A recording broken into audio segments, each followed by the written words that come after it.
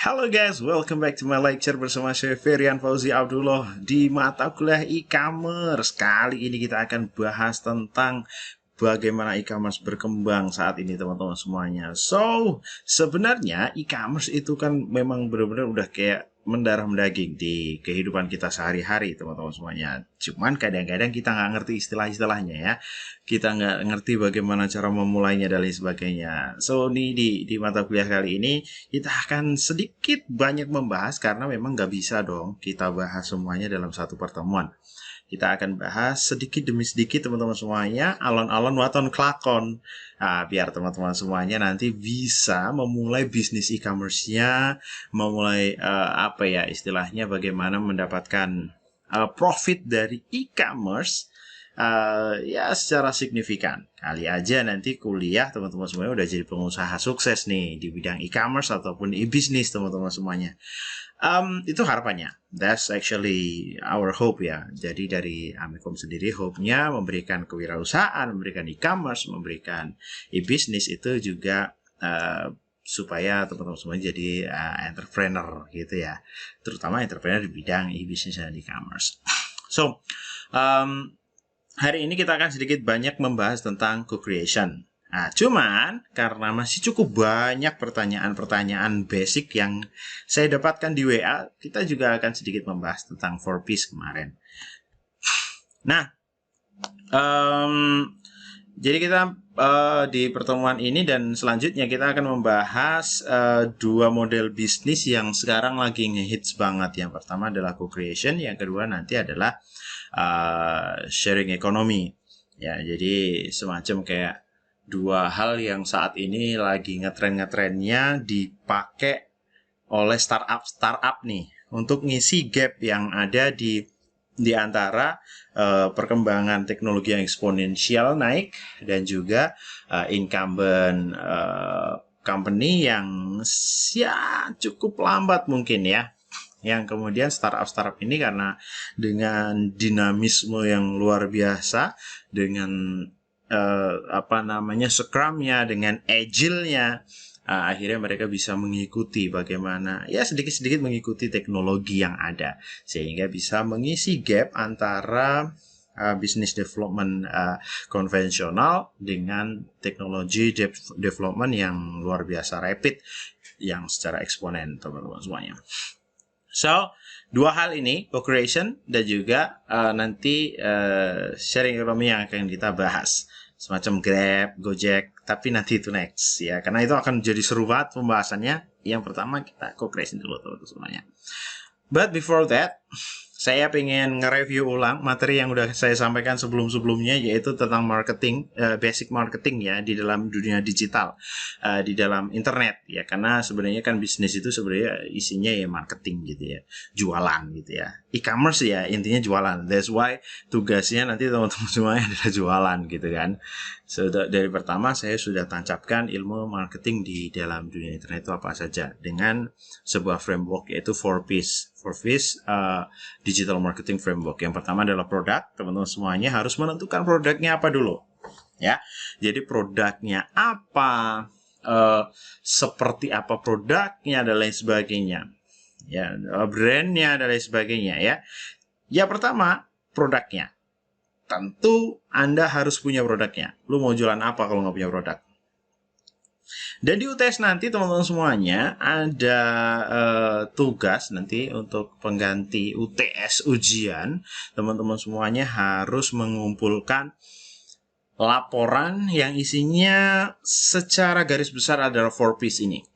Ya, jadi nanti ada produknya apa diceritain tuh. Macam brandnya, macam-macam lah pokoknya ya. Kenapa milih, filosofinya apa dan lain sebagainya. Brand semua analisis produknya dimasukkan semua. Nah, kemudian selanjutnya adalah untuk lupa saya nge-next ya teman-teman. Jadi 4Ps yang pertama produk tadi yang udah saya sampaikan, yang kedua adalah promotion teman-teman semuanya, yaitu bagaimana Anda mengiklankan ya. banyak banget yang WA saya, Pak, ini nanti kalau nggak laku gimana dan sebagainya. Pak, ini kalau aduh, itu berarti your promotion is suck. Ya mohon maaf, gitu ya. Jadi promosinya teman-teman semuanya juga harus dilaporkan. Nah, saya mau tahu teman-teman semuanya pakai strategi promosi apa. Jangan-jangan nggak dipromosiin. Produk punya, barang ada, nyetok, tapi nggak dipromosiin. Tinggal aja kayak gitu, ya kan? Kali aja nanti yang ada yang masang, ada yang beli tuh, ya kali aja kan. Ah, maka nggak ada strategi promosinya, nilainya juga jelek tuh, ya kan? So, di framework yang kedua, teman-teman semuanya ada promotion. Ceritakan promosi apa yang sudah Anda lakukan.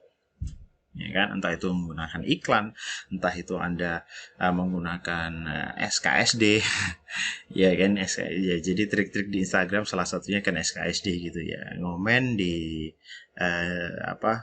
profil-profil dengan niche yang sama, dengan keyword yang sama, ya komen-komen SKSD aja biar pada biar pada ngefollow kita, kemudian kita bisa jualan produk kita. Ya, macam-macam itulah. Silahkan nanti strategi promosinya teman-teman semuanya bisa jelaskan juga. Kemudian yang ketiga, teman-teman semuanya, adalah pricingnya, ya, harganya. Kenapa harganya sekian dan lain sebagainya. But kita untuk deeper close, deeper discuss, kita akan bahas di pertemuan selanjutnya untuk yang 4 hal ini. Tapi kita akan bahas sampai dalam, ya. Ini untuk general aja biar kalian nanti UTS nggak bingung. Ya, price-nya.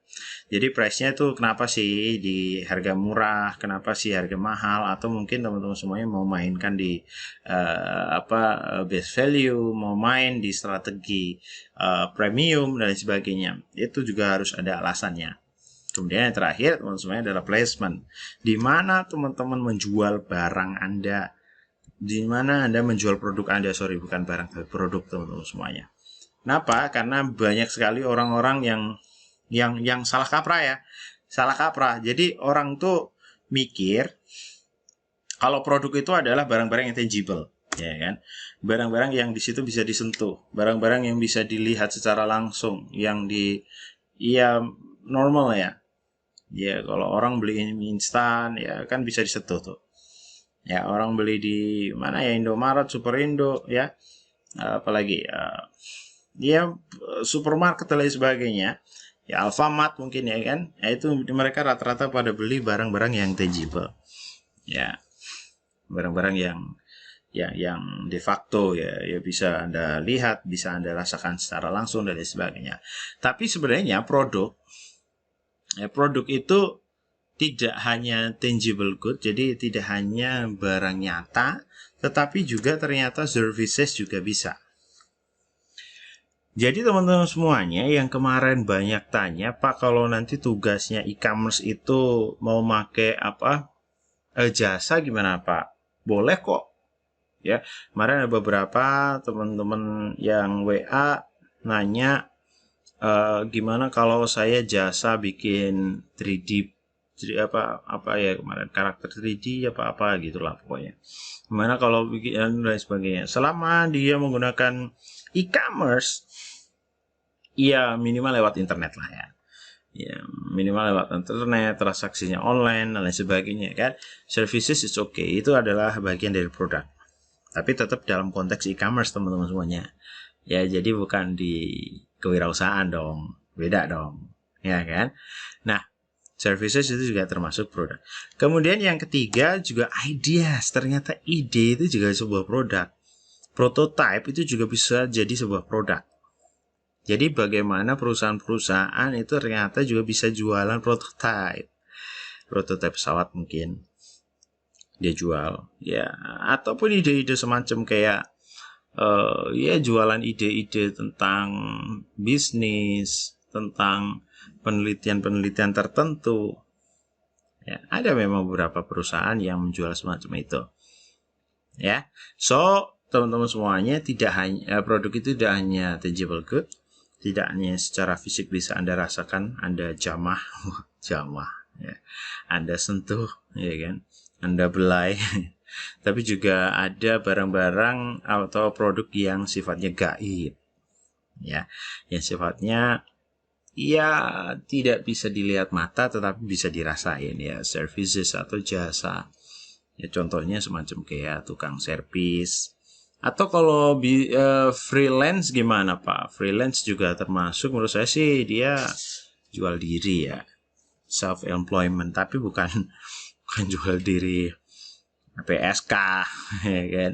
Jadi dia jual diri. Maksud di sini self employment, ya, itu adalah bagaimana dia memperkerjakan dirinya, ya, mempekerjakan, dia jual skillnya gitu. Dia juga jual skill, dia jual pikirannya, lalu gitu lah, ya, yang dia jual, ya. So ideas, service, and tangible good itu adalah produk-produk yang teman-teman semuanya bisa pakai untuk tugas di e-commerce, dan atau juga bisa Anda pakai untuk bisnis beneran gitu. Nah, teman-teman semuanya, kita tahu kalau jadi sering banget di di kehidupan nyata gini, teman-teman semuanya, bahwa satu perusahaan dengan perusahaan yang lain itu berebut market yang sama, ya, berebut konsumen yang sama. Itu sering banget tuh. Oppo versus Vivo, ya, Xiaomi versus apa sih Xiaomi, ya, iya sama sih, ya, Oppo Vivo juga kan, ya. Kalau iPhone kemarin versusnya Huawei.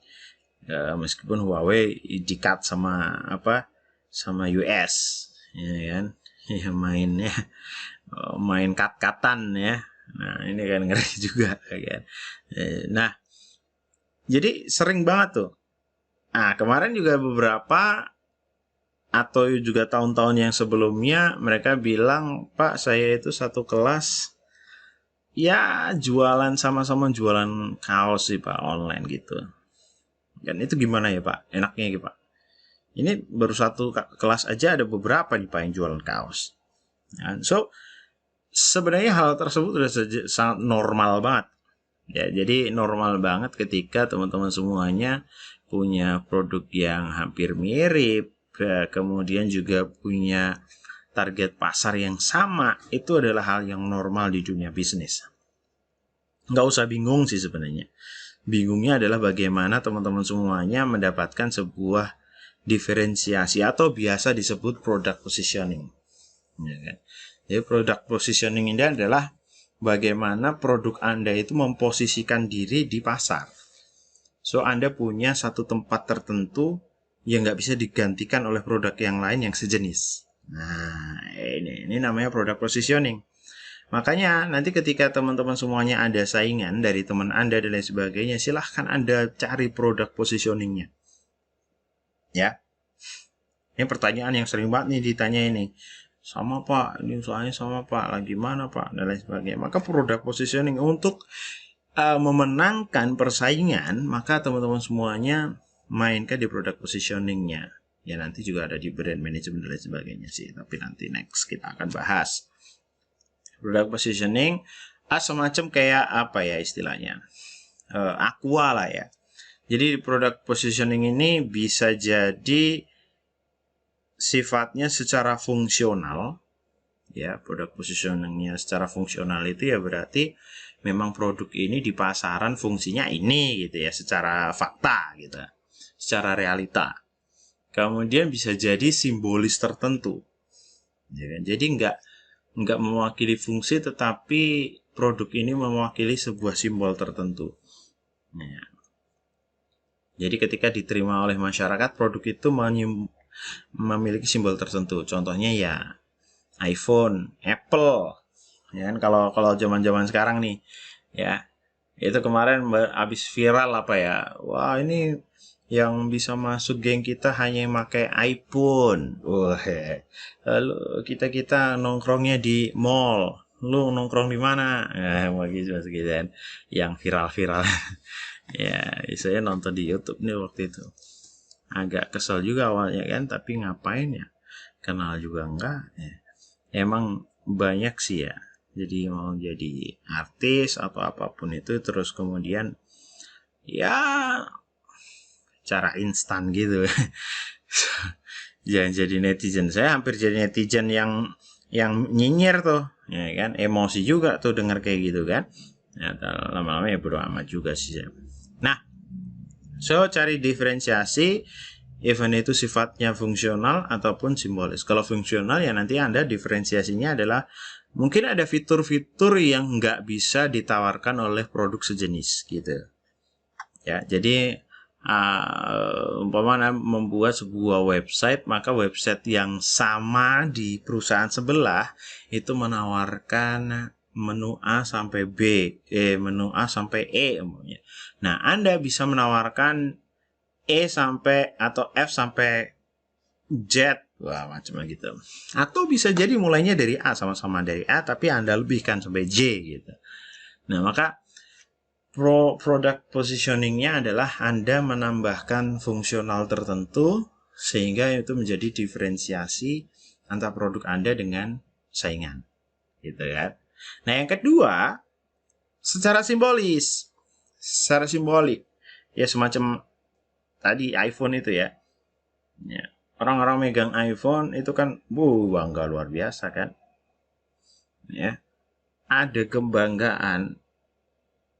Even saya mungkin ya, kalau saya pegang iPhone apa sih yang kayak Pro Max gitu ya, kameranya kan belakang itu 3 gitu kan. Nah itu mungkin ada kebanggaan dong. Ini saya sakuin pun nyembul setengah tuh biar Apple kroaknya kelihatan, ya nggak? Itu saya bangga luar biasa. Jadi kalau orang mah ya HP itu ngadepnya depan ya, jadi kamera depan tuh ngadep depan, layar ngadep depan. Kalau app yang punya iPhone enggak, punya iPhone belakang dong.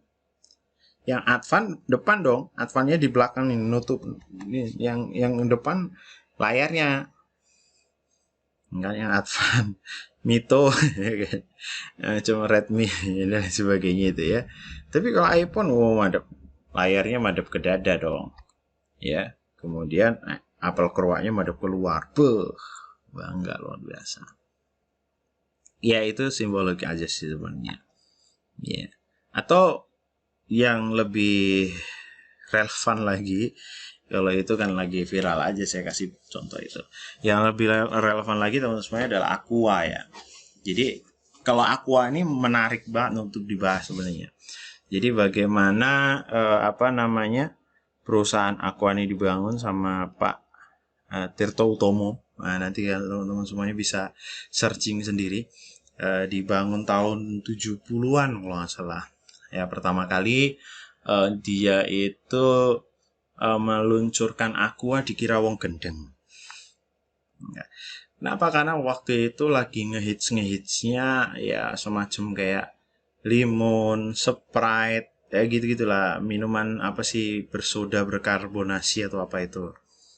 Ya, seger dong ya, seger, manis, ya menghilangkan dahaga dan sebagainya. Keluar tuh perusahaan namanya Aqua, yaitu air putih mentah dimasukin ke botol, dijual harganya mahal. Iya kan? Waktu itu orang-orang pada bilang ini orang gendeng kali ya. Ya, air mentah didol mahal lagi ya kan. Nah itu semuanya ya kan, karena saat itu timingnya orang-orang saat itu ya air itu ya direbus, ngerebusnya pakai kompor ini lagi ya 70 sih, tahun 70 ya. Pakai kompor minyak gitu ya kan, bukan gas kali ya. 70 sih, saya belum lahir juga ya. Nah, orang-orang pada gila dan lain sebagainya. Nah, Pak Tirta Utomo ini dia punya strategi pricing yang luar biasa teman-teman semuanya. Dia bukan kemudian harganya diturunkan, sama dia harganya dinaikkan 3 kali lipat. Kemudian yang tadinya nyasar ke orang-orang biasa yang suka nyinyir-nyinyir itu, dia nyasar ke perusahaan-perusahaan asing. Karena memang mungkin di luar negeri hal semacam kayak air bersih, air suling, air mineral itu hal yang biasa. Tapi di Indonesia waktu itu belum. Nah, akhirnya semakin kesini orang pada aware. Ternyata air mineral itu menyehatkan ya, bersih ya, steril ya, dan lain sebagainya. Ya, tanpa harus dikasih edukasi. Kenapa? Karena dari harganya mahal. Ya, kalau di logika kan gila aja lah ya. Nggak masuk logika. Ya itu semuanya. Ya, jadi itu adalah Aqua. Luar biasa. Ya, produk positioningnya jelas. Kalau Aqua secara fungsional adalah minuman mineral, air putih yang menghilangkan dahaga. Ya, secara fungsional. Bersih, kinclong dari pegunungan. Wah. Tapi secara simbolik adalah bagaimana dia mewakili ya, air yang bersih, air yang tidak bercampur dengan kotoran, tidak ada bakteri di situ, hanya ada mineral-mineral yang positif lah yang dibutuhkan oleh tubuh. Yang dulunya jadi kan awalnya memang dari sumur bor, kemudian karena sudah mulai besar beralihlah dari sumur bor ke sumber air pegunungan yang dirasa lebih segar. Ya, itu adalah cerita tentang Aqua, produk positioningnya luar biasa. Dan bahkan sampai sekarang teman-teman semuanya, kalau kita beli air mineral kadang-kadang sebutannya Aqua. Bahkan air apa sih, RO ya, yang 5.000-an itu ya kita sebutnya Aqua gitu kan. Padahal itu bukan Aqua sama sekali, itu air sumur, kadang air pam yang disuling tuh pakai RO. Itu nggak ada mineral-mineralnya, karena udah disaring habis tuh. Ya air doang isinya ya kan. Nggak, bukan Aqua itu, tapi kita sebutnya Aqua. Kan karena produk positioningnya udah luar biasa kuat. So kalau teman-teman semuanya ada saingan, ada produk yang sama, memperebutkan market yang sama, market share ya, that's normal actually. Itu benar-benar normal, benar-benar cuma kayak ya hal yang biasa. Yang perlu Anda lakukan adalah bagaimana Anda product positioning, cari diferensiasi dari produk-produk yang lain. So itu kuncinya teman-teman semuanya. Nah, salah satunya untuk menemukan tadi produk positioning, namanya pro dan po ya, jadi susah. Product positioning ya, itu adalah customer dengan model customer co-creation. Gimana sih customer co-creation itu? Ya, jadi bagaimana sebuah perusahaan itu melibatkan konsumen dalam pengembangan produk dengan berkontribusi ide, ya, ataupun apapun, masukan apapun yang selanjutnya oleh perusahaan, ide-ide tersebut dipilah dan dipilih sampai akhirnya menemukan ide yang paling tepat yang akan dijadikan produk selanjutnya. Atau minimal yang akan dijadikan sebuah program untuk pengembangan produk selanjutnya. Nah, saya ulangi ya. Jadi co-creation itu adalah bagaimana sebuah perusahaan mengajak konsumen, customer, untuk berkontribusi ide ataupun gagasan-gagasan ya, sebaik-baiknya, yang kemudian ide-ide yang dari para customer tadi, konsumen tadi, itu oleh perusahaan dipilah dan dipilih sampai akhirnya ditemukan beberapa ide, ya cuma sebagian sangat kecil, yang pantas dan layak dijadikan ide gagasan untuk pengembangan produk selanjutnya. Itu co-creation. Asik banget sih. Perusahaan daripada R&D sendiri, dia ngambil aja tuh idenya dari para pengguna. Mereka otomatis ngerti dong, ya. Mereka tahu produk kita, orang mereka pengguna kan. Oh kurangnya ini dan sebagainya. So UX ya, user experience di situ main. Di co-creation. Cuman model co-creation ini ada dua sih kelemahan. Yang pertama yang perlu diperhatikan sih bukan kelemahan sih ya. Yang pertama ada contribution tadi. Adalah bagaimana perusahaan mendorong para konsumennya untuk berkontribusi. Itu adalah tantangan pertama, ya kan?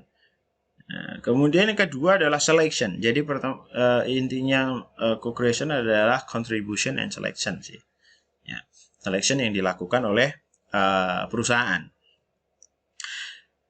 Tantangannya teman-teman semuanya, ketika ada seorang atau beberapa orang, karena kan biasanya ide yang diambil cuma beberapa aja, 1, 2, 3 lah ide lah, yang kemudian direalisasikan dari sekian ribu, bahkan puluhan ribu, ratusan ribu ide yang dikirimkan oleh para concern user. Concern user itu ya user-user yang sebenarnya setia dan ingin memberikan masukan supaya perusahaan yang dia pakai itu lebih baik ke depannya. Ya. Mereka udah sumbang ide, tapi ternyata di selection itu harus ada banyak sekali ide yang ditolak. Resiko dong. Ya nggak? Teman semuanya punya perusahaan, minta masukan. Tapi masukan dari customer, Anda nggak pakai, Anda reject. Resiko dong sakit hati dan sebagainya kan. Ketika yang sakit hati 1-2 orang, it's okay. Yang sakit hati 1.000-2.000 orang, oh bahaya sekali. Bisa goyang perusahaan tuh. Ya, so itu adalah beberapa tantangan di co-creation. Kalau nanti teman-teman semuanya mau membangun sebuah perusahaan co-creation. Ya. Nah, pertanyaan selanjutnya adalah apakah Indonesia sudah siap untuk model bisnis co-creation? Padahal di luar negeri ini lagi ngetren-ngetrennya nih. Lagi Yahoo juga nih. Banyak teman-teman kita, senior-senior teman-teman semuanya yang ya berkontribusi di perusahaan-perusahaan co-creation. Apakah Indonesia siap? Yang mana Indonesia itu kan konsumtif banget. Kalau di co-creation maka kita dituntut untuk berpikir kritis, ya, menyampaikan apa yang kurang, ya, dengan kata-kata kalimat yang cukup panjang, cukup jelas, sehingga kenyamanan kita jadi terjamin. Nah, masalahnya orang Indonesia itu kan apa ya? Jadi gini deh, kayak IKEA deh contohnya. IKEA itu kan sukses banget di luar negeri. Barangnya juga bagus-bagus tuh. Orang luar negeri mereka beli di IKEA, packing, ya kardus, kemudian pulang ke rumah mereka secara sukarela senang sekali untuk meja, kemudian istilahnya dibangun sendiri ya, dirakit sendiri dan lain sebagainya. Ya, di luar negeri suka tuh kayak gitu. Maka co-creation itu semacam kayak ya nggak wegan gitu loh orangnya itu. Kalau di Indonesia tuh kadang-kadang kita beli meja apa aja, ya meja belajar lah, meja kerja yang di situ belinya nggak langsung bentuk meja, tapi harus disusun. Kadang-kadang kita bayar orang. Kadang-kadang orang yang ngantar ke sini harus ngerakitin gitu kan. Itu udah normal banget di Indonesia. So the question is, apakah Indonesia cukup siap untuk menerima bisnis co-creation?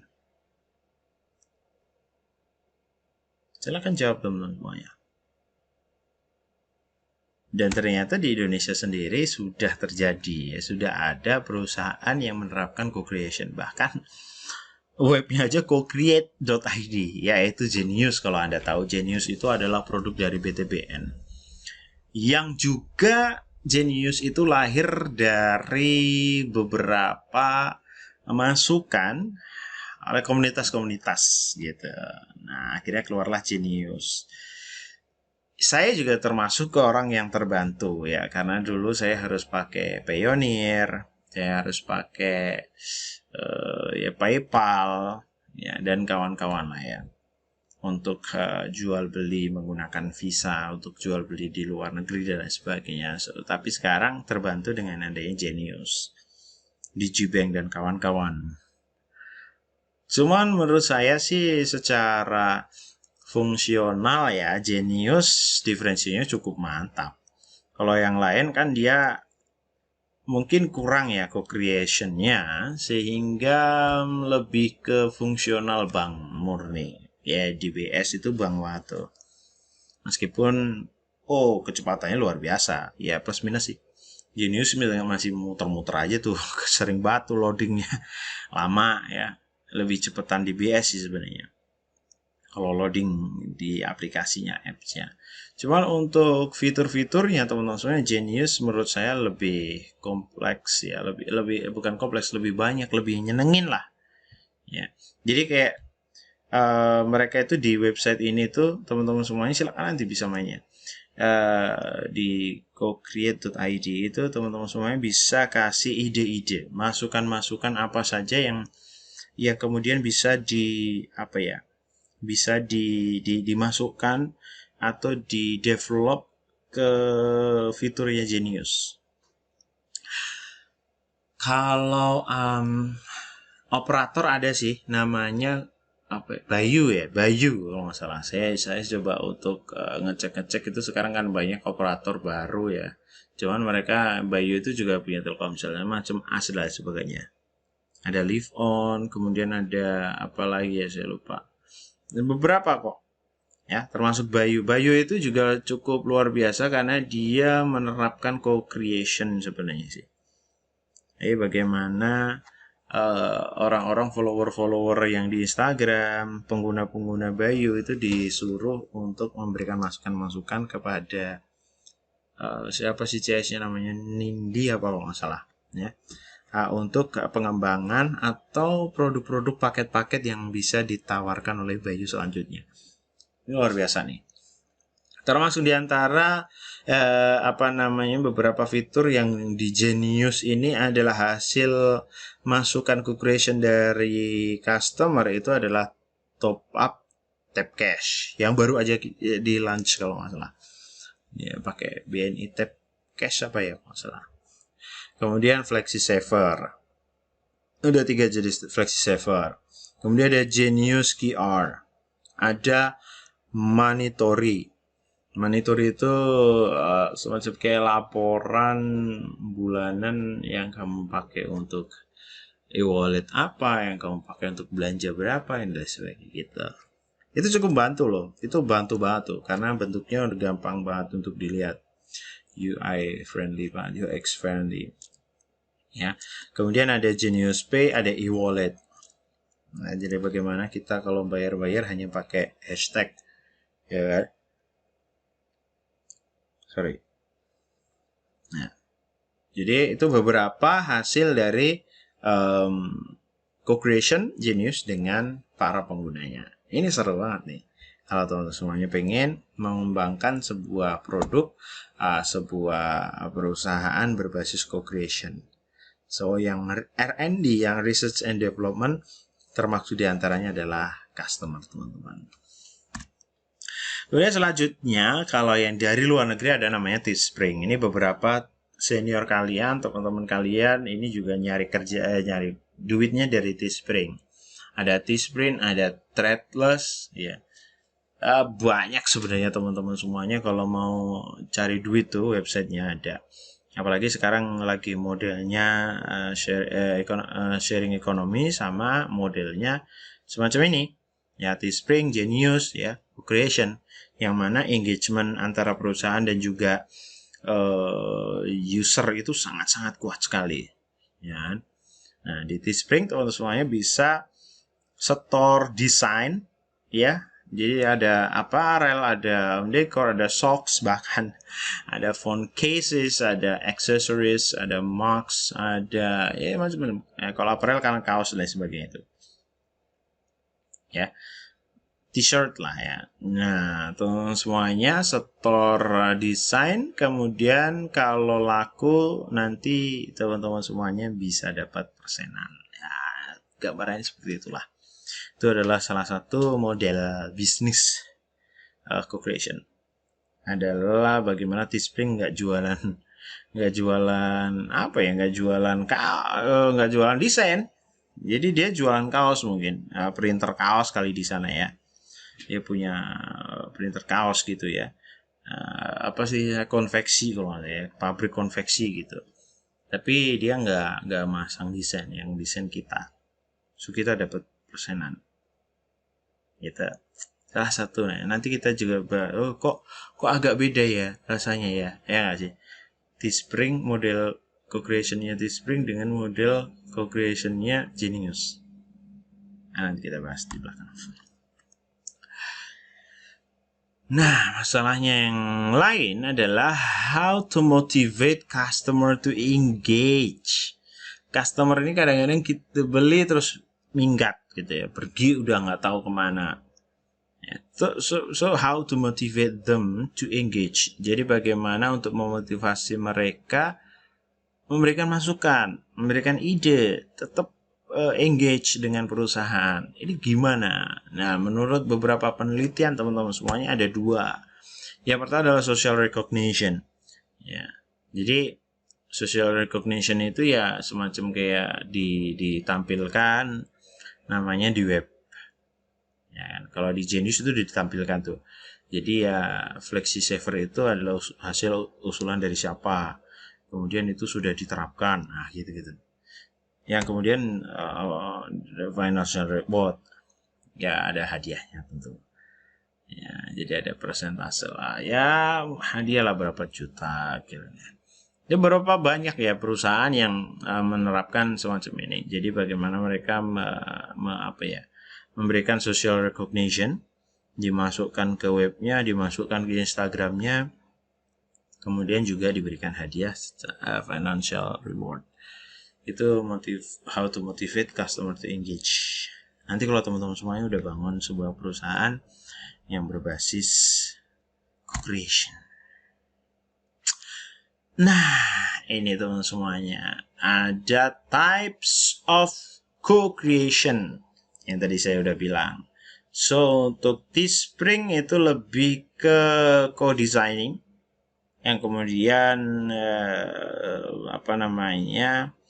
perusahaan submitting ya, diterima, kemudian diserahkan ya kan, diserahkan oleh user, kemudian diterima oleh perusahaan, kemudian diserahkan kembali, ditampilkan ke website, kalau laku kemudian diserahkan kembali kepada customer.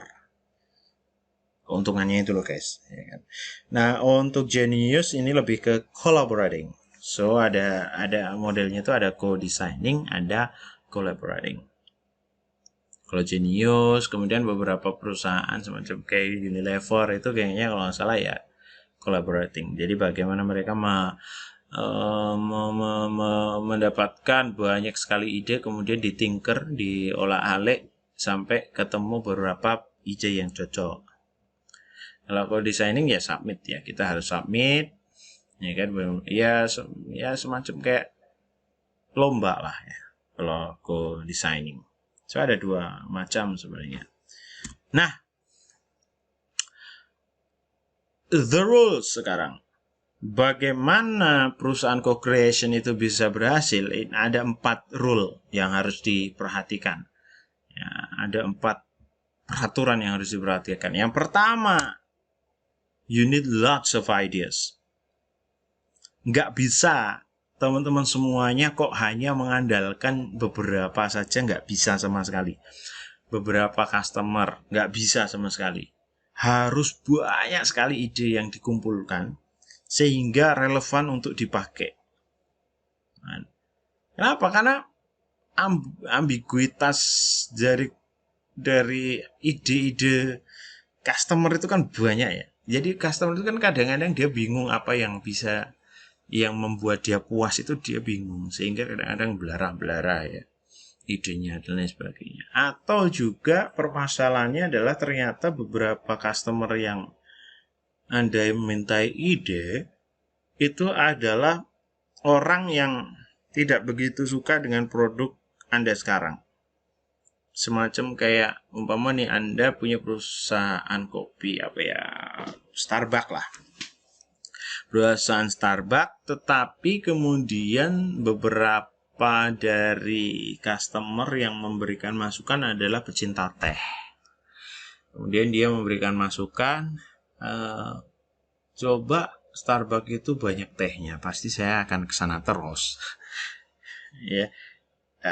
Makanya lots of idea that is needed. Ya, jadi harus banyak ide yang masuk kemudian dipilah dan dipilih, kan juga bisa dicocok-cocokkan ya. Oh, ide ini relevan dengan ide ini, diklasifikasi, kemudian dilihat mana kelas yang paling besar ya kan? Oh, itu prioritas, tapi tentunya banyak pertimbangan, tidak hanya paling banyak diusulkan dong ya kan.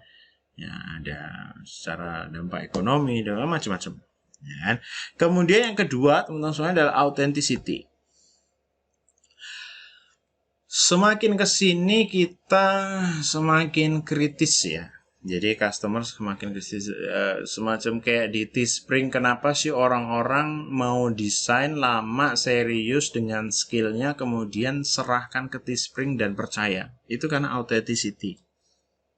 Beda cerita ketika teman-teman semuanya seorang desainer bikin desain dan lain sebagainya, kemudian Anda kirimkan ke manufacturer konvensional, jadi pabrik yang konvensional. Kadang-kadang kita nggak percaya. Nah, jangan-jangan dijual tanpa sepengetahuan saya. Jangan-jangan dari semua authenticity, ya kan? Autentik lah ya, teman-teman semuanya. Pegang prinsip lah, jujur lah, ya gitulah ya. Kejujuran dari segalanya. Kalau authenticity, kejujuran, prinsip udah diselewengkan, aduh ya, co-creation bakal hancur. Mulai satu persatu nggak ada yang mau kasih ide. Ya. Selanjutnya teman-teman semuanya, yang ketiga adalah recognition.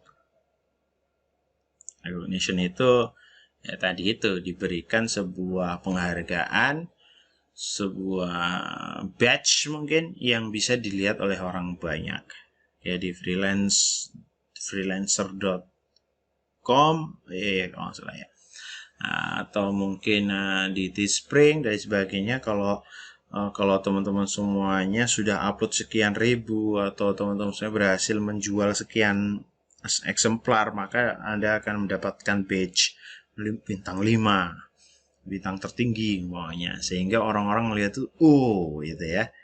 Nah, di samping financial reward ya kan. So recognition itu penting, diperlihatkan ini orang sangat berjasa untuk perusahaan saya. Nah, selanjutnya don't be rude, don't be the bad guy. Tricky partnya dari co-creation adalah tadi ya, saya udah sampaikan di awal. Jadi banyak sekali ide yang masuk. Nanti teman-teman semuanya bisa baca-baca juga di co-creationnya Genius. Itu banyak sekali ide yang masuk. Ada yang suruh pengabdian masyarakat lah, ada yang disuruh menggunakan kartu virtual lah, wah macam-macam pokoknya itu. Tapi kan hanya beberapa yang dipakai. Ya. Nah, bagaimana memberitahukan kepada para concern user ini, user yang secara sukarela memberikan masukan, ide, gagasan kepada perusahaan, bagaimana caranya untuk menolak secara halus dan tidak menyakitkan. Hal ini juga udah diterapkan oleh Genius, kalau nggak salah saya baca-baca. Mereka menggunakan voting. Beberapa perusahaan yang lain juga gitu, menggunakan voting. Sehingga kalau ditolak, maka ide yang ditolak itu, orang yang ditolak itu rasa-rasanya adalah ditolak oleh komunitas. Nah, jadi bukan oleh perusahaan. Ya meminimalisir lah, don't be a bad guy. Jadi perusahaan bukan jadi seorang yang rude, bukan jadi seorang yang bad guy, dan lain sebagainya. Ya meminimalisir sakitnya rasanya ditolak gitu. teman-teman semuanya. So the rules is lots of ideas that you need. Authenticity, angel banget sih. Recognition, and don't be rude, don't be the bad boy. Gitu ya. Yes, that's that's all. Ya, itu adalah pembahasan co-creation kita pada minggu ini.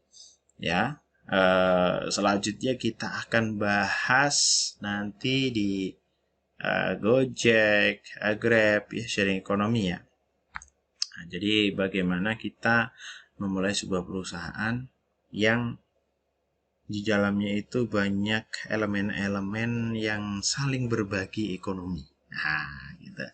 Jadi ada co-creation yang tadi saya contohkan, ada Genius secara kolaboratif. Kemudian ada ya Teespring, ada Threadless yang secara co-designing. Nah, nanti juga ada perusahaan-perusahaan yang isinya adalah banyak orang tetapi saling berbagi benefit, saling berbagi ekonomi ya kan, tanpa merugikan satu sama lain, tanpa berpengaruh satu sama lain. That's it teman-teman semuanya. Saya closing dengan kata-katanya Hina Hashmi. An individual cannot create anything itself. All of our dreams come true with the cooperation and co-creation of other souls. Jadi seseorang nggak bisa buat segala sesuatunya sendiri, dan mimpi-mimpi kita itu bisa menjadi nyata ketika kita berkooperasi, bekerja sama, dan juga berco-creation. Ya, bekerja sama dengan orang lain untuk menciptakan sesuatu dari other soul, itu kan jiwa-jiwa yang lain, orang-orang lain. So kita butuh bantuan ya. Perusahaan Anda pengen cepat bagus ya, pengen cari diferensiasi tadi untuk mendapatkan product positioning tadi. Nah, maka co-creation ini adalah salah satu model bisnis yang luar biasa. Karena secara cepat, ya kan, teman-teman semuanya bisa ya, menambah fitur-fitur yang menjadi diferensiasi produk Anda dengan produk yang lain. Baik, itu saja dari saya teman-teman semuanya. Apabila dari awal sampai akhir tadi banyak salah, saya mohon maaf sebesar-besarnya. Assalamualaikum warahmatullahi wabarakatuh.